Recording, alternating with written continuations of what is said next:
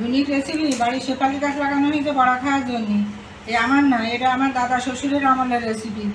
বড়া ফুলের, এই শিউলি ফুলের বড়া, তারপরে বেলি ফুলের বড়া, বক ফুলের বড়া, সজনে ফুলের বড়া। আজকে আমি শিউলি ফুলের বড়া করে আপনাদের খাওয়া দেখাবো। কী কী দেবো দেখেন।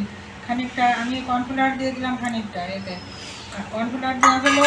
তারপরে দেবো আমি অল্প একটুখানি বেসন দিয়ে দেবো।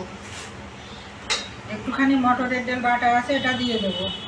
হ্যাঁ, ওটা না থাকলে আমি দিতাম না। একটুখানি জিরে ভাজা গুঁড়ো দিয়ে দেবো স্বাদের জন্য। এই যে শুকনো মরিচের গুঁড়ো দিয়ে দিচ্ছি, এটাও কিন্তু একটু ঝাল ঝাল আনবে।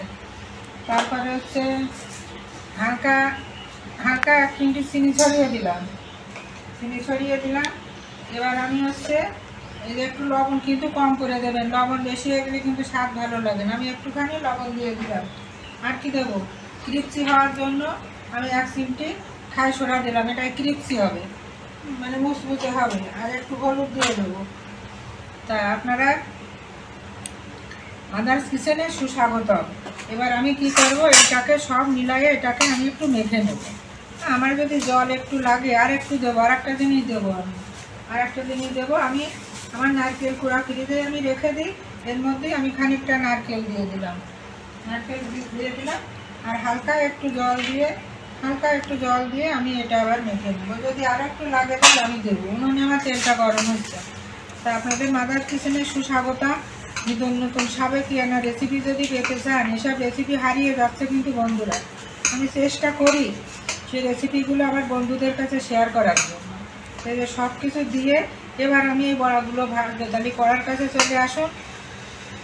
একদিনে করে খাবেন, খেয়ে বলবেন এই পাতুলের পাতার যে রেসিপি। আমি বড়াগুলো এরকম করে দেখেন চ্যাপটা করে আমি এইভাবে ভাজবো। এরকম করে নেবেন, নিয়ে হাত দিয়ে এইভাবে চ্যাপটা করে দেবেন, এইভাবে চ্যাপটা করে দিয়ে ভাজবেন, সুন্দর লাগবে।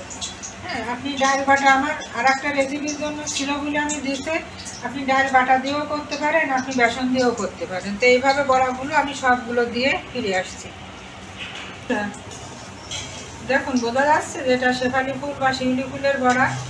দেখুন কি ক্রিপসি, এত মজাদার হবে এটা। একদিন খেলে বারবার আপনার মনে পড়বে যে এই ফুল যেন 12 মাস ফুটতো, তাহলে ফুলের 12 মাস বড়া খেতে পারতাম। তো একদিন না হয় করে খেয়ে দেখবেন যে সাবেকিয়ানা এই রেসিপিটা। আমরা তো অনেক নিত্য নতুন রান্না এখন নিজেরাই তৈরি করি, আবার সাবেকিয়ানা যে রান্নাগুলো সেগুলো আমরা কিন্তু হারিয়ে ফেলছি। এবার বড়াগুলো আমি এইভাবে এখানে তুলে নিয়ে আমার আর এক তাওয়া হবে, সেই তাওয়াও আমি ভেজে এনে তারপরে আপনাদের আমি আবার দেখাবো। আর এক তাওয়া আমার আছে, সেগুলো আমি ভেজে নিয়ে আসি। শেফালি ফুলের বড়া হলো। শেফালি ফুল, বেসন, কর্নফ্লাওয়ার হোক আর চালের গুঁড়ো হোক বা আটা হোক, যার যা ঘরে আছে তাই দিয়ে করবেন। একটুখানি লবণ, একটু 1 চিমটি মিষ্টি, শুকনো চালের গুঁড়ো, হলুদের গুঁড়ো দিয়ে আপনারা ফুলটা মাখিয়ে নিয়ে এইভাবে বড়া করবেন। দেখেন একটু তিতে লাগবে, কেননা শেফালি ফুলের পাতাও তো দিতে, এটা তিতো হিসাবে এই বড়া ভাতের সঙ্গে খাবেন। এই দেখেন আমি খাচ্ছি, এই দেখেন খুব সুন্দর লাগে খেতে। আমার এই যে সব কটা ভাজা হয়ে গেল।